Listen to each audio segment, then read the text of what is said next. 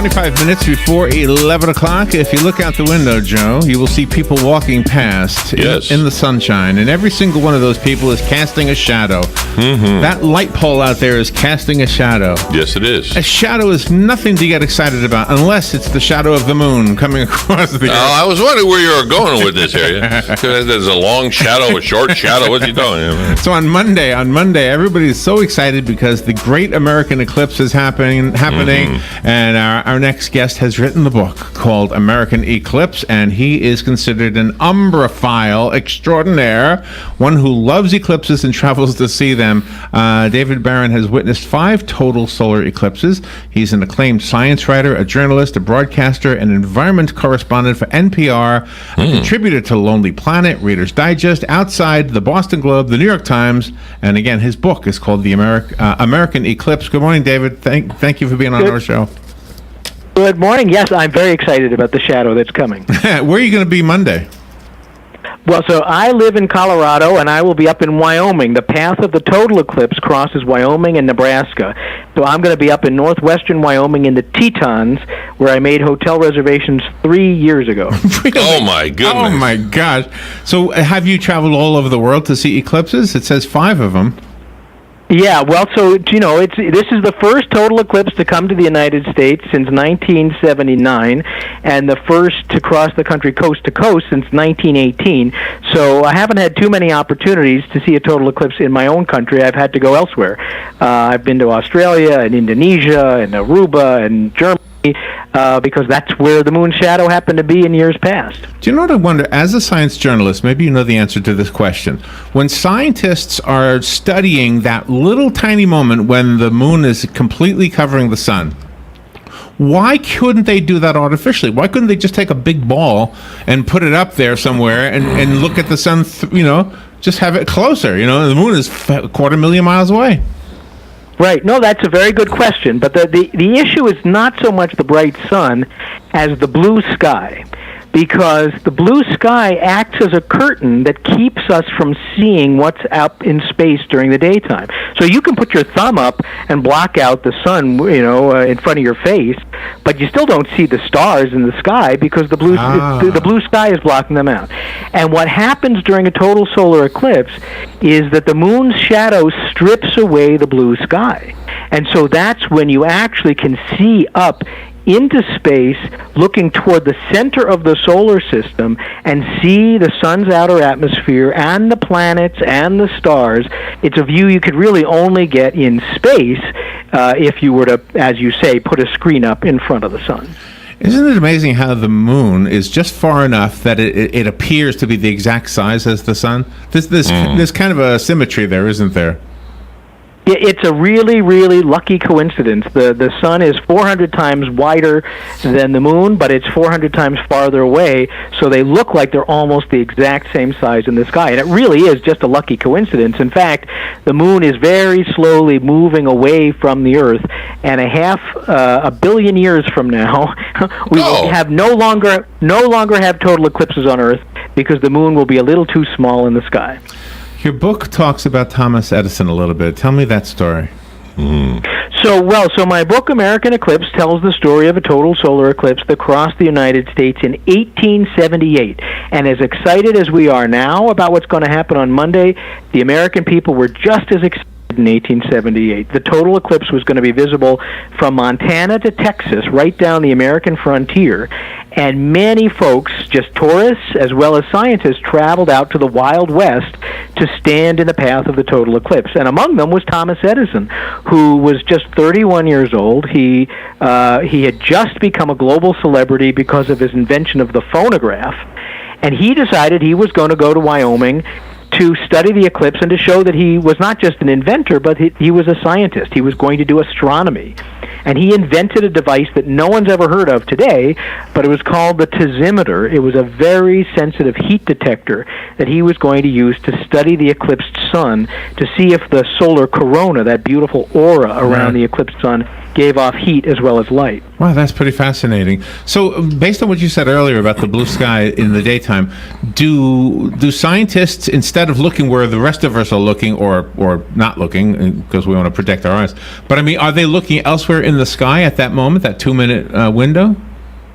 Well, so the main thing they're looking at is the solar corona. So I tell you, for those who are lucky enough to get to the path of totality, you will just see a sky you've never seen before. You feel like you've been transported to another planet. Because really? You look up, and instead of seeing, this disk, this bright yellow disk in the sky, you see what looks like a wreath, kind of a woven with silvery thread. The corona shimmers like it's made out of tinsel. It's just the most beautiful thing, and we know a lot about it now. It's made up of charged particles streaming off the sun more than 1 million degrees. It's incredibly hot. But exactly how it functions is still a bit of a mystery, and so scientists will be studying it. And what happens on the sun affects us here on Earth. Obviously, we rely on the sunshine, but the solar corona throws off charged particles that stream by Earth and can disrupt our electronic communications and satellites. So that's the main thing they'll be looking at. But also you get a chance to look at the inner solar system. And in 1878, the eclipse I write about in my book, American Eclipse, it wasn't clear whether Mercury was the closest planet to the sun. And so a number of astronomers back then were using the total eclipse to scan the heavens right around the sun to see if there might be other planets.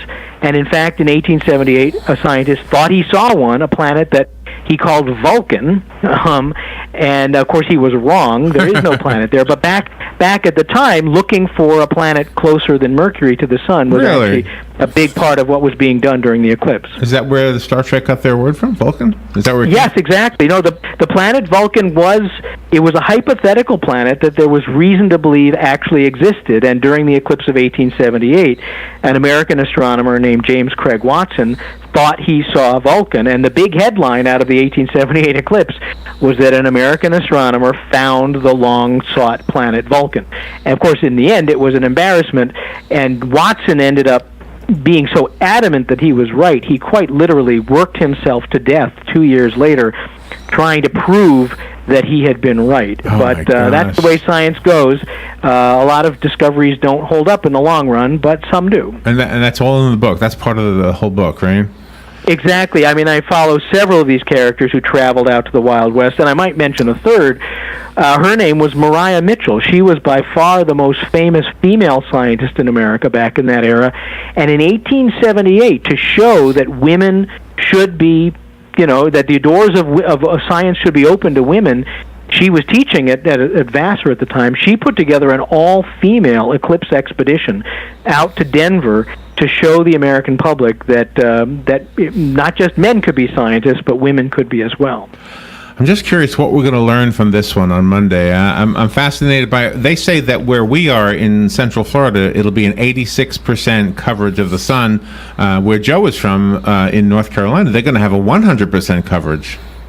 Yeah, so in Florida, you will have a deep partial eclipse, and that will be a lot of fun. Obviously, you can't look at the sun with the naked eye where you are. You need to use eclipse glasses or look under trees at 2:45 in the afternoon, where light dapples through the leaves. You'll see on the ground little crescents everywhere because the spaces between the leaves will be acting as pinhole projectors, and that'll be really cool. But it will not be. It will not. It will not go dark. You will not see the sun's corona. But I want you to put this on your calendar now. The date is August 12th, 2045. Oh well, yeah. Because on that date, the moon's shadow will go right over where you are. That's the next time that a total solar eclipse will cross Florida. Yeah. Well, my kids and grandkids will see that. Yeah. You might. You'll be 90-something. So did it work for going back to the Thomas Edison? Did he get the accolades that he was hoping for? He did, actually, yeah, for a while. I mean, his experiment kind of worked. He found heat in the solar corona, But in the end, his dosimeter turned out to be something of a dud. It really wasn't a very effective device. But the very day after he returned from his Eclipse expedition to his laboratory in Wyoming, he started work on a new project, and that was the incandescent light bulb. And that ended up taking up all his time, and obviously that's what we remember him for, not the dosimeter. Thank goodness. But if Edison had not gone to Wyoming for the eclipse in 1878, I really don't think he ever would have invented the light bulb, because the scientists he was traveling with were encouraging him to take up the problem of electric lighting, and they inspired him to take up that project when he got back. That is fascinating right there.